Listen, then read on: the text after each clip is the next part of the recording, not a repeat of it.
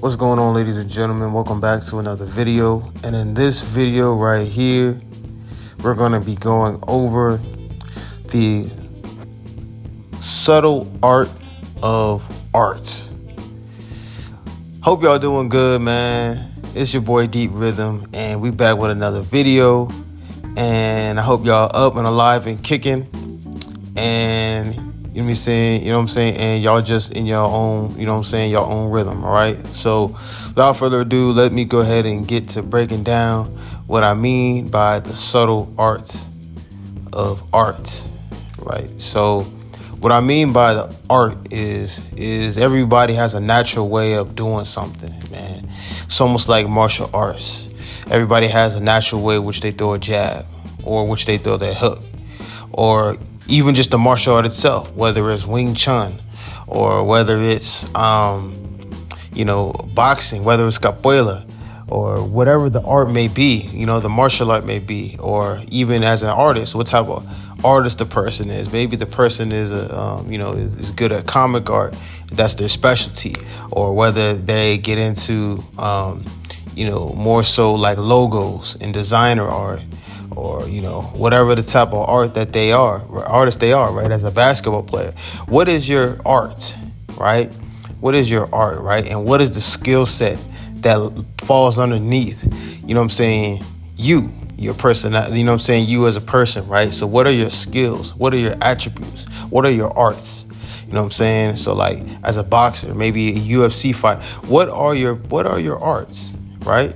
So what type of martial art styles are you, and what type of martial art styles do you use to tackle your daily problems, man? Like, So for example, like as a basketball player, man, you carve out and you craft out your game, and you spend as much time as possible crafting out your game. If you're a true hooper, you're gonna spend as much time crafting out your game, and when you get into the game, you have supreme confidence, not in anything external, but in all of the preparation that you put into your art and your craft and your system.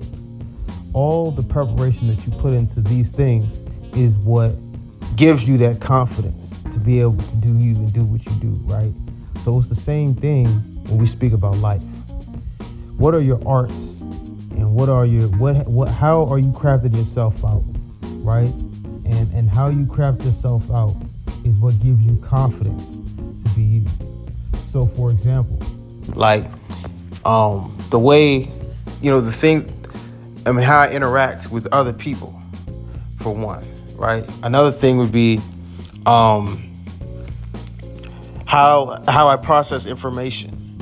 Two, how do I tackle my daily problems, whether it's studying, whether it's going into meeting? How does my mind process and execute and respond to challenges that I face, whether it be mental or physical or whatever, right? So, or spiritual. So how am I responding to these challenges? The way that I respond to these challenges is directly based off the disciplines that I set, and the arts and craft and attributes that I have established, right? So my arsenals, from what's in my arsenal, this is how I respond to challenges, and this is where I get my confidence from. So as I develop myself as a person, I must become more confident, or I must discipline my systems, whatever my systems may be, right? And whether it's time management, or how I respond to customers or clients on the job. How do I interact with them customers? What is my speech pattern, right? And how do I articulate myself in a certain way when I want to articulate myself in that way, right? So these are all different things, like maybe I want you know what I'm saying, I want to articulate myself, knowing how I want to articulate myself and knowing how I want to move versus, you know, the actual execution of how I move, right? So these are all things that are important. Like in my last video, or one of my last videos, I talked about the difference between aim and precision, right? So being able to aim and being able to be precise are two totally different things, both very important. Being able to be precise is knowing exactly what you want out of something, right? And this could be very exercised, you know, in the midst of chaos. When there's a lot of different chaos going on, precision. What is it that I want out of this situation, and focusing and honing in on that, on those things, or that one thing, and doing that versus aim. Aim is your impact, your ability to impact something external, based off of impact something external in the exact way that you want to impact it. So there's a difference between precision and aim, right? And I wanted to bring that up to go back to that last point I made about being able to expand on your arsenal, right? So being able to expand on your arsenal, it's sort of the same thing, because now you have to be able to not only know exactly what you want to craft, right, but the execution of that craft. It's almost like knowing what you want to do and then just practicing it and training it and disciplining your skill and your art in order to be able to impact and affect exactly what you want to affect. So this is very important, because this gets to the next point I wanted to talk about, which was your ability is understanding that your arts and your craft and your skill set systems, right, doesn't necessarily coincide with your day-to-day goings, right? So it's not all about your systems.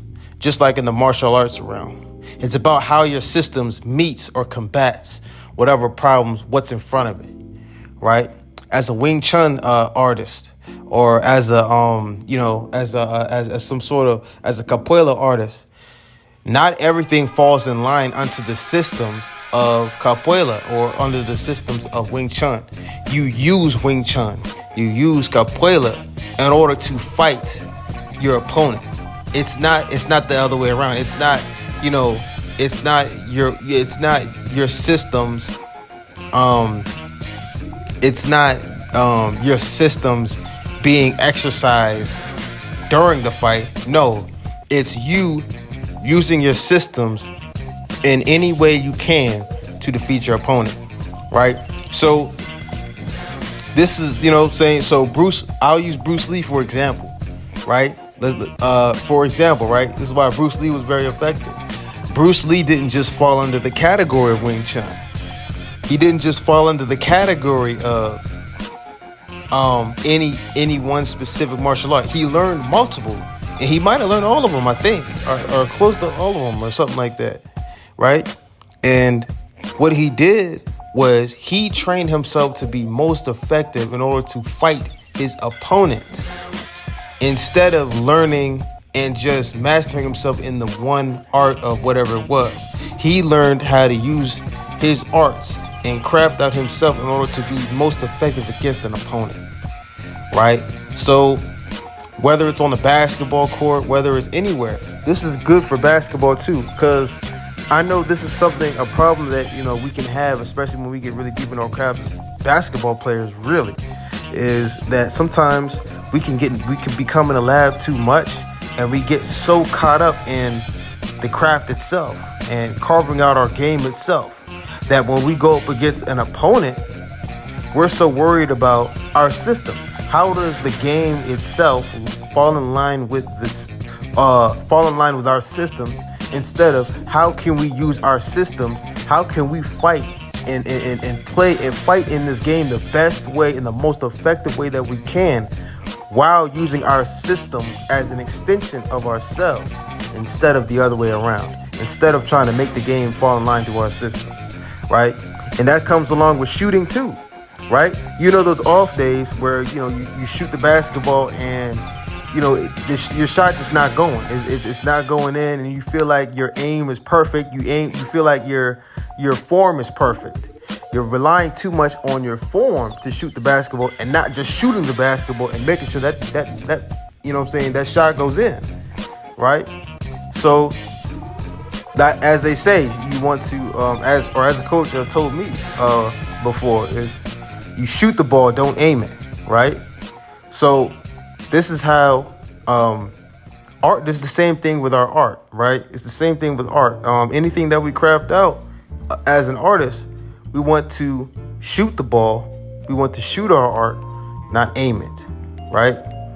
So that's gonna conclude this video right here. Hopefully somebody got a good message out of this. Hope somebody that can apply this message right here. We got more videos coming, so I will see y'all in the next one. Peace and love. We out.